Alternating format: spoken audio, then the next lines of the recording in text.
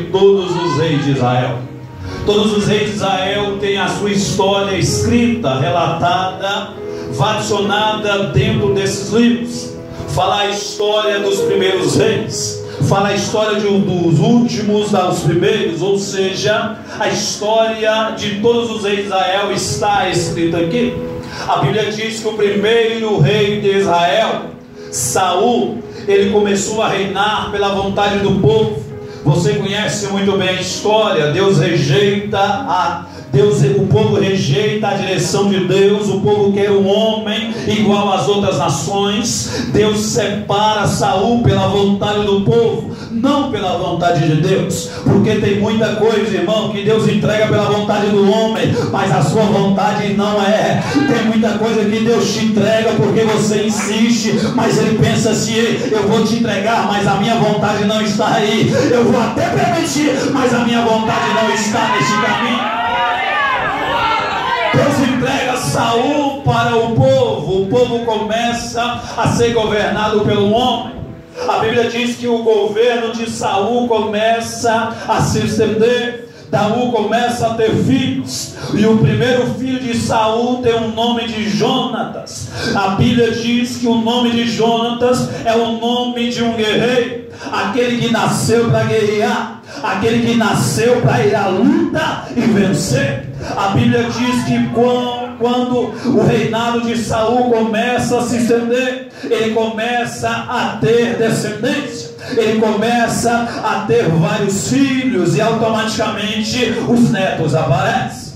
Quando Jonatas se casa, quando Jonatas começa a constituir família, o primogênito de onde Jonatas nasce, quando eles olham para aquele menino, ele olha para o pai e pergunta: pai, qual o nome que eu vou dar para ele? Qual o nome que eu vou dar dessa criança? Qual o nome que eu vou dar para o meu primeiro filho, o primeiro neto do Senhor? Qual o nome que eu vou dar para ele? Na época do povo de Israel, existia 3 circunstâncias para se dar um nome para uma criança. A primeira circunstância que podia dar o nome a uma criança era a situação que a mãe viveu. Como foi a gravidez dessa mãe? Como foi o parto dessa mãe? Eu posso lembrar do parto de Jabes. O parto do irmão Jabes foi um parto complicado. O parto de Jabes foi um parto que trouxe dor para a mãe, que trouxe sofrimento para ela.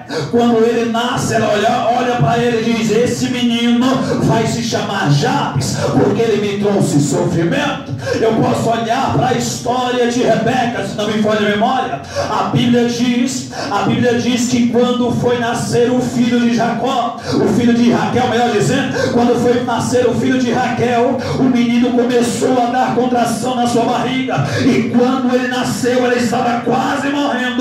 Quando ela vai falecer, ela coloca o nome dele de Benoni. Quando ela coloca o nome dele de Benoni, pela situação que ela estava vivendo, a Bíblia diz que Jacó pula na frente dela e diz: não, ele não vai ter o nome de Benoni, ele vai ser Benjamim, porque da direita foi tomado. Pela circunstância se dava um nome a uma criança. Aquela criança, pela circunstância que deu para a mãe, pelo sofrimento ou pela alegria, podia se dar um nome a uma criança. Mas tinha um segundo ponto, ao qual uma criança recebia o nome.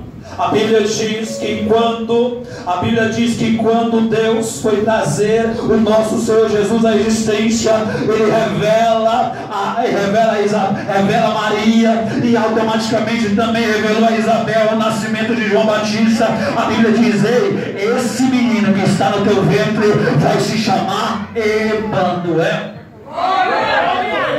Ei, irmão, algumas circunstâncias na nossa vida podem nos intitular nomes, mas sempre a vontade de Deus, ela que vai prevalecer. Algumas circunstâncias na nossa vida podem nos trazer nomes por decepção, por angústia, por dor, mas sempre o nome que o Senhor tem para você vai prevalecer na tua vida e na tua família. E um momento de alegria podia também se dar um nome a uma criança. pelo momento de alegria, como essa criança levava o seu crescimento, a sua situação. Podia se dar um nome para uma criança também.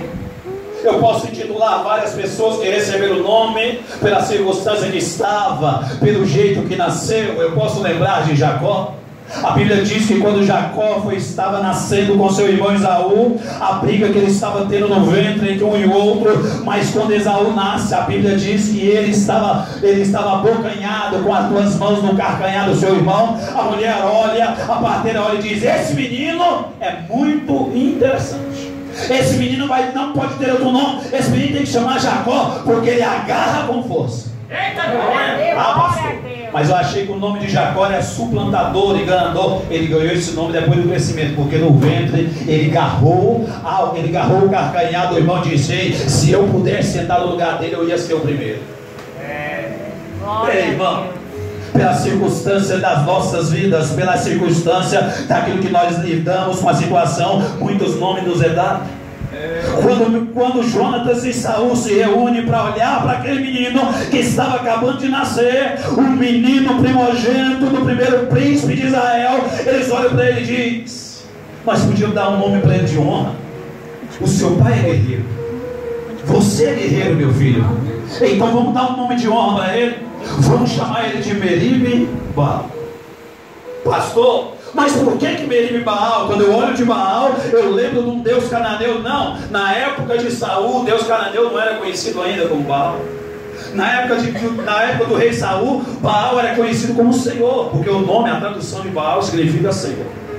Quando ele olhou para ele, disse: Meribe Baal, aquele que luta pelo Senhor, aquele que advoga pelo Senhor, aquele que vai lutar e vence pelo Senhor.